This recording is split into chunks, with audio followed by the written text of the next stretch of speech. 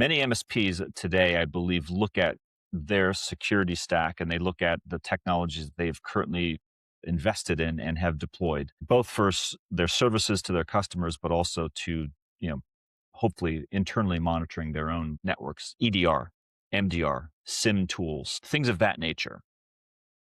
And the question comes up, I'm doing all of this. I have all of these technologies. Do I still need penetration testing? And if so, why? Why isn't penetration testing obviated by the existence of all these other tools? What say you to that? Good question. I think from our perspective, penetration testing is there to really stress test those tool sets that you've just described. So yes, you can have all these tool sets in place.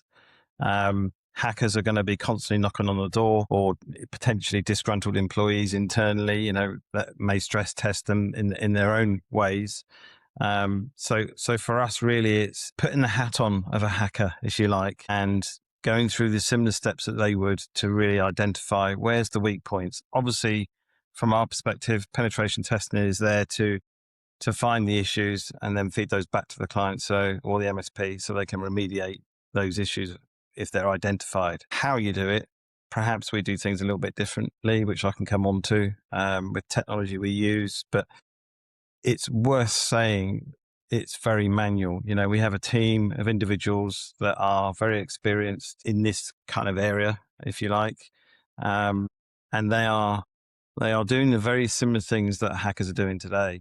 They're trying to find ways into a network. The difference is they're documenting it and they're handing that information over so a client or the MSP can take action, remediate or mitigate, if necessary, those issues before a hacker obviously finds what they are. I imagine, Sean, you've probably got some more technical angles that you could cover from that perspective. And I think that's where the glass wall, isn't it, Steve, between you and I? The sales kind of perspective, commercial side, and obviously we've got the kind of, the more sort of technical aspect. So, when I look at EDR, I look at, SIM, SEM, I look at various different capabilities that I come up against as a red teamer.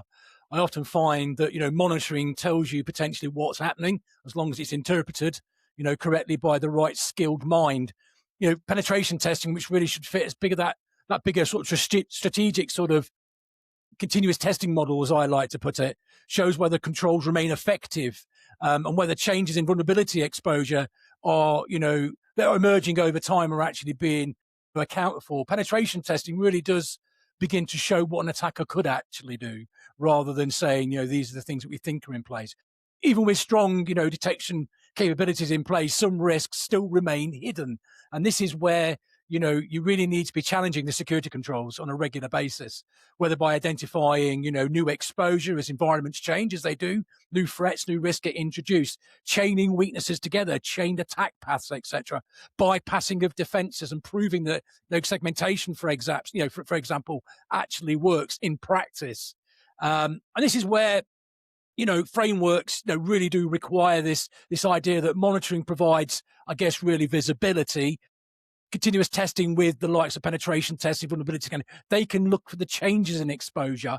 And obviously penetration testing provides that evidence of what I like to call that real world resilience when we're looking at stress testing things.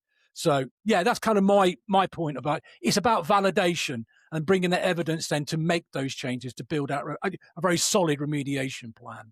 Yeah. So monitoring tools necessary, penetration testing also necessary. They both complement one another. One without the other are really incomplete, is what I'm hearing.